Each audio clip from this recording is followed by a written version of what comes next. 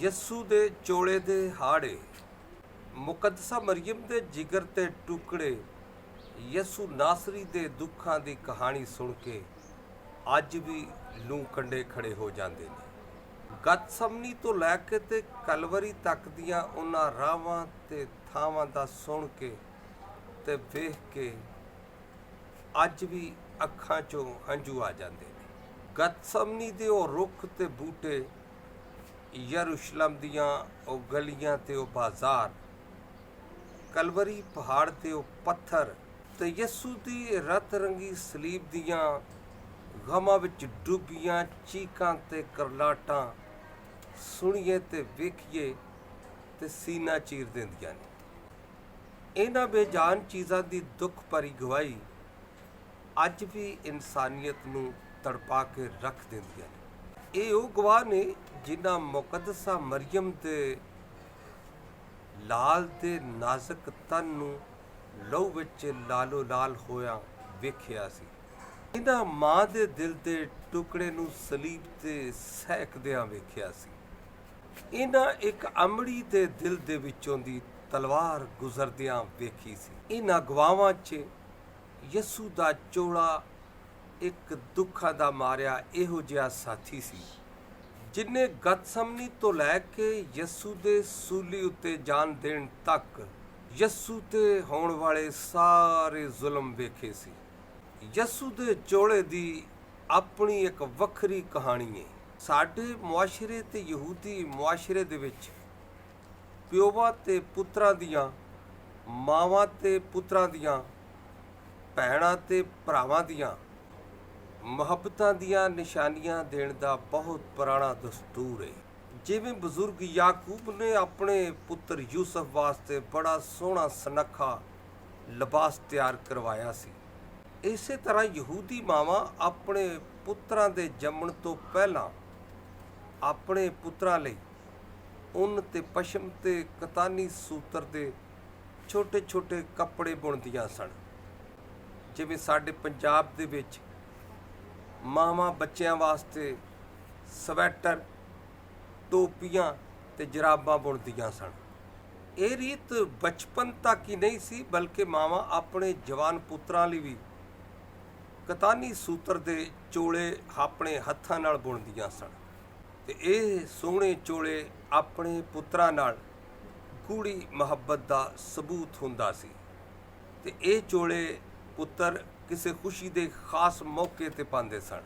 ਕਲੀਸਿਆਈ ਰਵਾਇਤ ਹੈ ਕਿ ਮੁਕੱਦਸਾ ਮਰੀਮ ਨੇ ਵੀ ਆਪਣੇ ਪੁੱਤਰ ਯਸੂ ਲਈ ਆਪਣੇ ਹੱਥਾਂ ਦੇ ਨਾਲ ਬੜੀ ਆਲਾ ਕਿਸਮ ਦਾ ਇੱਕ ਚੋਲਾ ਬੁਣਿਆ ਸੀ ਤੇ ਆਪਣੇ ਪੁੱਤਰ ਨਾਲ ਗੂੜੀ ਮੁਹੱਬਤ ਦੇ ਇਜ਼ਹਾਰ ਦਾ ਇਹ ਤੋਹਫਾ ਆਪਣੇ ਪੁੱਤਰ ਨੂੰ ਦਿੱਤਾ ਸੀ। ਯਸੂ ਨੇ ਆਪਣੀ ਮਾਂ ਦੇ ਹੱਥ ਦਾ ਬਣਿਆ ਹੋਇਆ ਇਹ ਬਿਨ ਸਿਲਾ ਚੋਲਾ ਈਦੇ ਫਸਾ ਦੇ ਮੌਕਾ ਤੇ ਆਪਣੇ ਗਲ ਪਾਇਆ ਸੀ ਤੇ ਇਹੋ ਹੀ ਚੋਲਾ ਪਾ ਕੇ ਮੁਕੱਦਸ ਮਰਕਜ਼ ਦੇ ਘਰ ਯਸੂ ਨੇ ਸ਼ਾਗਿਰਦਾਂ ਦੇ ਨਾਲ ਫਸਾ ਦਾ ਖਾਣਾ ਖਾਧਾ ਸੀ। ਖਾਣਾ ਖਾਣ ਤੋਂ ਬਾਅਦ ਯਸੂ ਤੇ ਉਹਦੇ ਸ਼ਾਗਿਰਦ ਗਤਸਮਨੀ ਬਾਗ ਦੇ ਵਿੱਚ ਚਲੇ ਗਏ, ਜਿੱਥੇ ਯਹੂਦੀ ਸਰਦਾਰਾਂ ਨੇ ਤੇ ਰੂਮੀ ਸਿਪਾਹੀਆਂ ਨੇ ਯਸੂ ਤੇ ਬੜਾ ਵਹਿਸ਼ਿਆਨਾ ਤੇ ਜ਼ਾਲਮਾਨਾ ਜ਼ਹਿਨੀ ਤੇ ਜਿਸਮਾਨੀ ਤਸ਼ੱਦਦ ਦਾ ਆਗਾਜ਼ ਕੀਤਾ ਸੀ। ਫਿਰ ਗਤਸਮਨੀ ਚੋਂ ਯਸੂ ਨੂੰ ਕਿਲੇ 'ਚ ਲੈ ਗਏ ਤੇ ਫਿਰ ਉੱਥੇ ਸਿਪਾਹੀਆਂ ਨੇ ਮਾਂ ਦੀ ਇਹ ਨਿਸ਼ਾਨੀ ਕਤਾਨੀ ਚੋਲਾ ਯਸੂ ਦੇ ਗਲੋਂ ਲਾ ਦਿੱਤਾ ਤੇ ਕੋੜੇ ਮਾਰ ਮਾਰ ਕੇ ਉਹਦੇ ਨਾਜ਼ੁਕ ਬਦਨ ਨੂੰ ਛਲਣੀ ਛਲਣੀ ਕਰ ਦਿੱਤਾ। ਫਿਰ ਠੱਠੇ ਕਰਨ ਲਈ ਉਹਨਾਂ ਯਸੂ ਨੂੰ ਅਰਗਵਾਨੀ ਚੋਗਾ ਪਾ ਦਿੱਤਾ ਤੇ ਉਹਦਾ ਮਜ਼ਾਕ ਉਡਾਉਣ ਵਾਸਤੇ ਉਹਦੇ ਹੱਥ 'ਚ ਕਾਨਾ ਫੜਾ ਦਿੱਤਾ ਤੇ ਯਸੂ ਦੇ ਸਿਰ ਤੇ ਕੰਡਿਆਂ ਦਾ ਤਾਜ ਰੱਖ ਦਿੱਤਾ ਤੇ ਫਿਰ ਸਾਰੇ ਉਹਨੂੰ ਮਜ਼ਾਕ ਨਾਲ ਸਲਾਮਾਂ ਕਰਦੇ ਰਹੇ।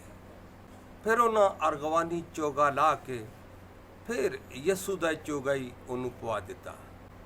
ਫਿਰ ਹਾਕਮ ਕੋਲੋਂ ਮੌਤ ਦਾ ਫਤਵਾ ਲੈ ਕੇ ਤੇ ਸਰਕਾਰੀ ਤਖਤੀ ਤੇ ਲਿਖ ਕੇ ਤੇ ਸਰਕਾਰੀ ਡੰਡੋਰਚੀ ਨੂੰ ਫੜਾ ਦਿੱਤਾ, ਜਿਹੜਾ ਸਲੀਬੀ ਜਲੂਸ ਦੇ ਅੱਗੇ ਅੱਗੇ ਤਖਤੀ ਤੇ ਲਿਖੇ ਹੋਏ ਜੁਰਮ ਦਾ ਐਲਾਨ ਕਰਦਾ ਜਾਂਦਾ ਸੀ। ਉਹਦੇ ਪਿੱਛੇ ਜਥੇ ਦਾ ਸੂਬੇਦਾਰ ਸੀ ਤੇ ਉਹਨਾਂ ਦੇ ਪਿੱਛੇ ਖੁਦਾਵੰਦ ਯਿਸੂ ਮਸੀਹ ਸਲੀਬ ਚੁੱਕ ਕੇ ਤੇ ਡਿੱਗਦਾ ਤੇ ਢਹਿੰਦਾ ਤੁਰਿਆ ਜਾਂਦਾ ਸੀ। ਯਿਸੂ ਦੇ ਚਾਰੇ ਪਾਸੇ 4 ਸਿਪਾਹੀ ਸਨ, ਜਿਹੜੇ ਨਾ ਤੇ ਯਿਸੂ ਨੂੰ ਰੁਕਣ ਦਿੰਦੇ ਸੀ ਤੇ ਨਾ ਕਿਸੇ ਨੂੰ ਯਿਸੂ ਦੇ ਲਾਗੇ ਆਉਣ ਦਿੰਦੇ ਸਨ।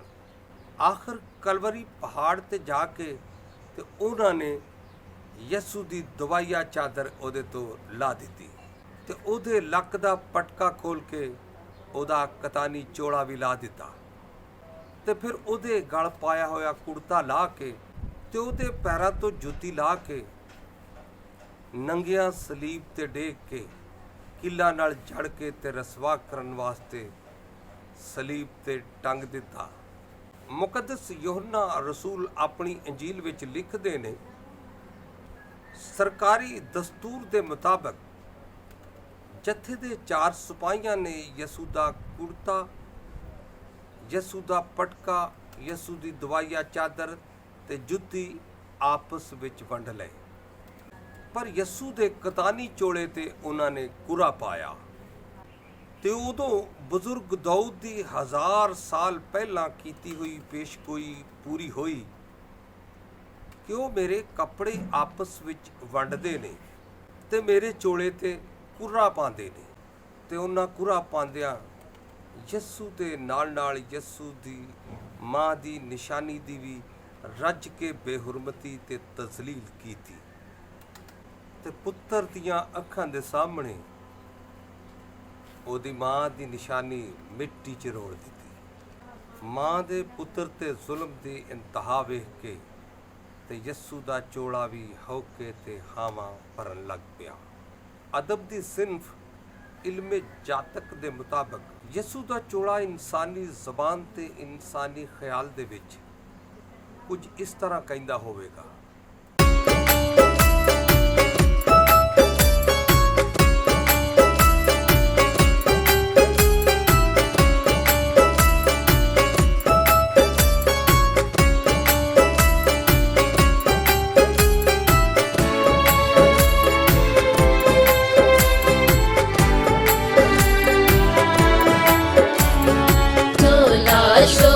मचावे मेरा यीशु छड़ दो, चोला शोरी मचावे मेरा यीशु छड़ दो, मैनू ओदी आई आवे मेरा यीशु छड़ दो, चोला शोरी मचावे मेरा यीशु छड़ दो, शोरी मचावे मेरा यीशु छड़ दो।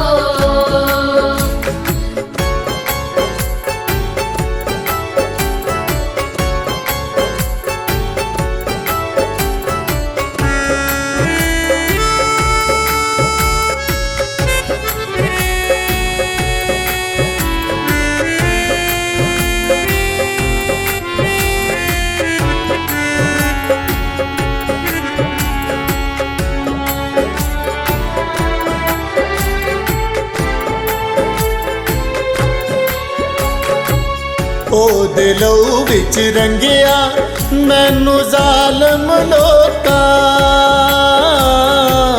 ਉਹਦੇ ਲਹੂ ਵਿੱਚ ਰੰਗਿਆ ਮੈਨੂੰ ਜ਼ਾਲਮ ਲੋਕਾਂ, ਮੈਂ ਲੁਕਾਇਆ ਫਿਰ ਵੀ ਉਹਦੇ ਤਨ ਦੀਆਂ ਚੋਟਾਂ, ਮੈਂ ਲੁਕਾਇਆ ਫਿਰ ਵੀ ਉਹਦੇ ਤਨ ਦੀਆਂ ਚੋਟਾਂ,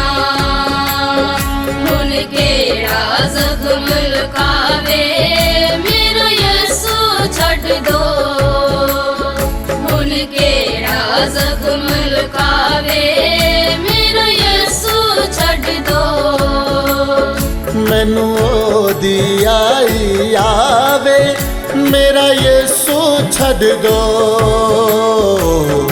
चोला शोरी मचावे मेरा यीशु छड़ दो,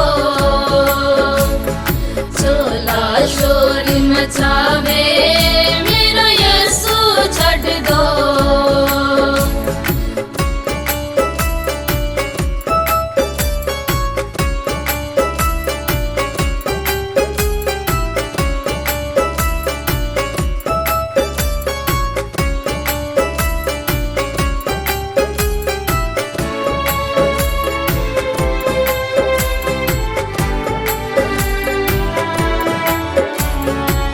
मैनू विन दिओ नेज़ियां दे नाल पावें सारा,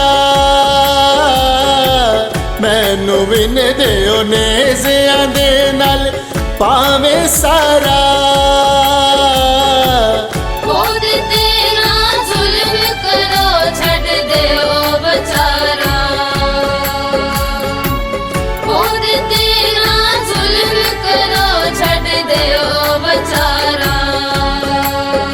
मेरी गल ते कोई कन लावे मेरा यसु छड़ दो, मेरी गल ते कोई कन लावे मेरा यसु छड़ दो।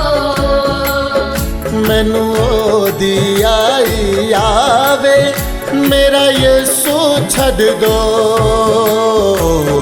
चोला शोर मचावे मेरा यसु छड़ दो, चोला शोर मचावे मेरा यसु छड़ दो।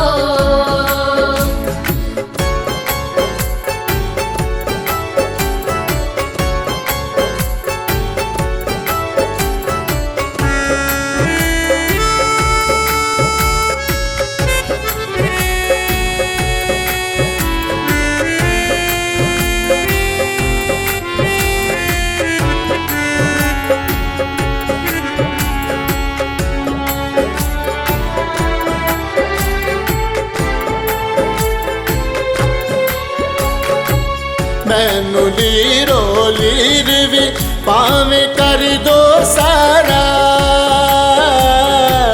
मैनू लीरो लीर भी पावें कर दो सारा।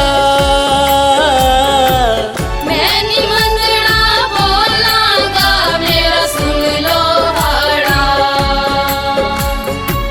मैं नी मंगना बोलांगा मेरा सुन लो हाड़ा। कोई रहमत खैर ते पावे मेरा यसु छड़ दो, कोई रहमत खैर ते पावे मेरा यसु छड़ दो।